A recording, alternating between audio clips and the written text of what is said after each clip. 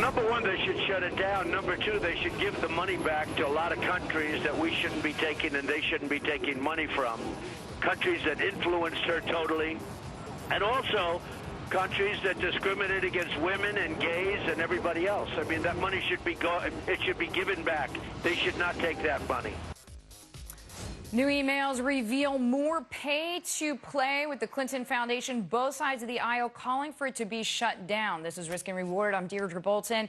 Media making the call with headlines. Check it out. Just shut it down. Clinton Foundation should stop accepting funds. Bill and Hillary need to shut down the Clinton Foundation yesterday. Newly released email exchanges revealing details of Hillary Clinton's former top aide, Huma Abedin, giving top Clinton Foundation donors special access to the then Secretary of State. With more, my colleague Peter Barnes is with me. So, Peter, what do these emails show? Well, Deirdre, this is more material from that Freedom of Information Act lawsuit by the conservative group Judicial Watch. Today, it released 725 pages of new State Department documents, including previously unreleased email exchanges. Judicial Watch says that more than a dozen of those exchanges show Huma Abedin provided the Clinton Foundation donors, some Clinton Foundation donors, special expedited access to Clinton when she was Secretary of State, as you said. In many instances, the preferential treatment provided to donors was at the specific request of a former Clinton Foundation executive, Douglas Band. In one exchange, Abedin and Band emailed each other about obtaining a U.S. visa for members of the Wolverhampton Football Club in Britain, a soccer team, when one member apparently was having difficulty getting into the U.S. because of a criminal charge. Band was acting at the behest of Casey Wasserman, a millionaire Hollywood sports entertainment executive and president of the Wasserman Foundation. That foundation donated between $5 and $10 million to the Clinton Foundation, according to Judicial Watch. In another exchange, Abedin and Band emailed each other about setting up a meeting between Crown Prince Salman of Bahrain and Secretary Clinton. Abedin said in an email that she could not help set up the meeting through normal State Department channels, so after Band intervened, the meeting was set up within 48 hours. According to the Clinton Foundation website, Salman committed to establishing the Crown Prince's International Scholarship Program for the Clinton Global Initiative in 2005, and by 2010, the program had contributed $32 million to the Clinton Global Initiative, Judicial Watch says. Clinton campaign spokesperson said of this latest email released by Judicial Watch, quotes, "Once again, this right-wing organization that has been going after the Clintons since the 1990s is distorting facts to make utterly false attacks. No matter how this group tries to mischaracterize these documents, the fact remains that Hillary Clinton never took action as Secretary of State because of donations to the Clinton Foundation."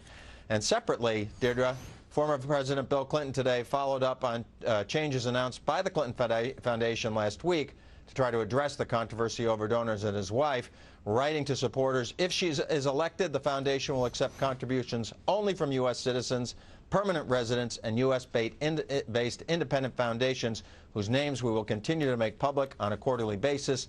And he said that he would continue to support the work of the foundation but step down from its board and no longer raise funds for it. Deirdre? Peter, makes sense. Thank you, sir. Peter Barnes with me there. More on the Clinton Foundation. The New York Post broke a bombshell story that one of Hillary Clinton's top aides, Huma Abedin, worked at a radical Muslim journal for a dozen years. Some of those years covered the same time while she was working at the White House as an intern for then First Lady Hillary Clinton. Author and filmmaker of Hillary's America, The Secret History of the Democratic Party, Dinesh D'Souza, is with me now. Dinesh, thanks for the time. So Huma Abedin's mom is editor-in-chief. Was Huma Abedin really working on this paper, or did her mom just put her name on the letterhead? Well, I think it's the Abedin family has got ties that go to the Muslim Brotherhood and a whole bunch of radical organizations. And the point with the Clintons is that throughout their life, they've created this amoeba-like extension of groups and organizations. And it isn't just ideological. It's also money funneled to the Clintons that goes either to them or to their foundation. So this whole thing needs to be sort of carefully examined by the media. I think the problem for our democracy hypocrisy right now is that so many in the media are covering for the Clintons and covering up for them. And so the necessary kind of hard work of dissecting this, that's not happening. So we're going to show this video here, and it's from my colleague James Rosen of Fox. And this is Hillary Clinton in Saudi Arabia, where she was on a state visit and introduced there by Huma Abedin's mom. I think we're going to show it. So there it is. Our viewers can see. Dinesh, you've probably already seen it. But James Rosen worked on this, and this is obviously taken from a 2010 event that he attended also in Saudi Arabia. So this just reinforces what you just said about the ties and perhaps a relationship that's too close. Well, I think in the past in American politics, there have been accusations of launched at both political parties that they're too vulnerable to the financial influence of corporations, rich people, people who want something out of government.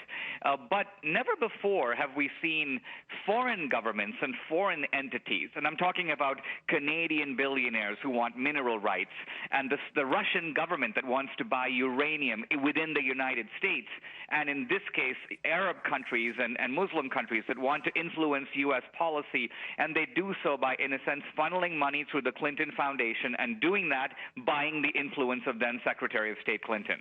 When you've been working on your pieces, what is the most surprising thing that you found about the Clintons that you think most of America doesn't know? Well, I think many people, even many Republicans, think of Hillary as an extension of Obama, and that Hillary's 4 years, let's say, will be the same as Obama, this remaking of America. But I think at the end of the day, Obama, although I disagree with him, is an ideologue. He has a vision for America. He has a vision for the world. Hillary and Bill operate, I think, more like Bonnie and Clyde.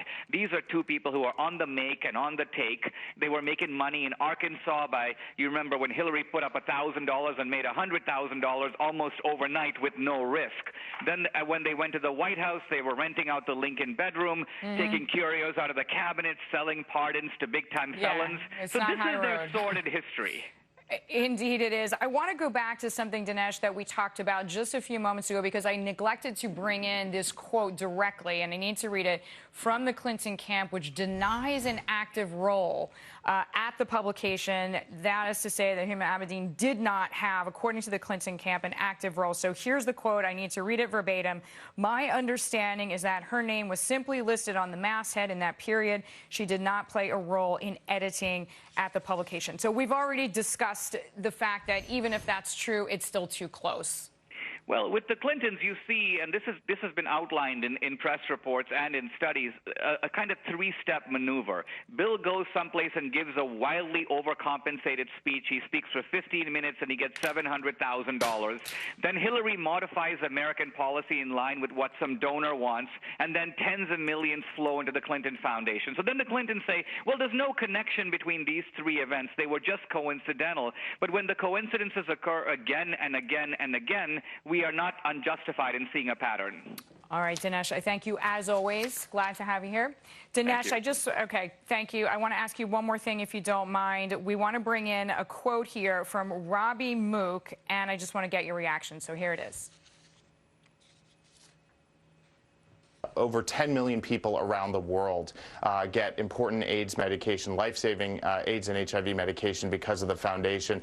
The foundation has reduced the cost of malaria drugs by 90%. So this is important life-saving work, and there were some foreign governments like Australia and Norway that were that had existing donations to the foundation, and the foundation wanted them to be able to follow through on their commitments so that this work could be protected.